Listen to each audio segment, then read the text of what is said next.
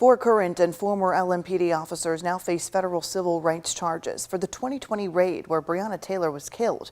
The officers charged are officers Kelly Goodlett, Kyle Meany, former detective Brett Hankison, and Joshua Janes. Their charges include unlawful conspiracy, unconstitutional use of force, and obstruction offenses. And reaction still flowing in today after multiple current and former officers were arrested on those federal charges. It was a moment so many have been waiting for since Breonna Taylor was killed in her home in March of 2020. Tonight, WHAS 11's Bobby McSwine talking to protesters still fighting their charges 2 years later. Though many celebrate Thursday's federal arrest, it also highlights the ripple effects the alleged falsified warrant brought, not just to Breonna Taylor's family, but to those who demanded justice for her.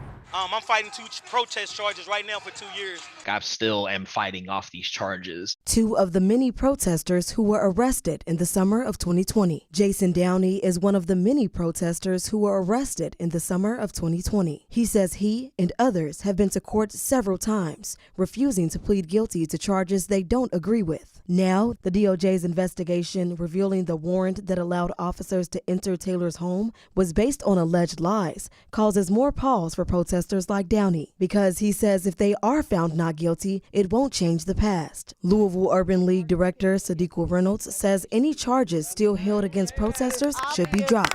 It is obvious that the protesters were right. Something attorney David Maurer agrees with. He represented dozens of protesters, some still with pending cases. Maurer says nearly every case should be dismissed. Every single one of those is the responsibility of LMPD, because had they not planted the seed that grew the tree, none of that would have happened. Bishop Dennis Lyons, a pivotal figure in the West End, says the same and adds the community must continue building its relationship with LMPD at the same time. If we would, number one, sit down and each side will admit the areas that we have failed in, and then if we would be willing to not only admit but submit to one another. Looking back, despite everything, Downey says he'd do it all again because the movement affected lasting change. The real ripple effect, regardless of charges and regardless of time in court and inconvenience, is there's a whole lot of people out there that are going to continue to fight and continue trying to make the world a better place because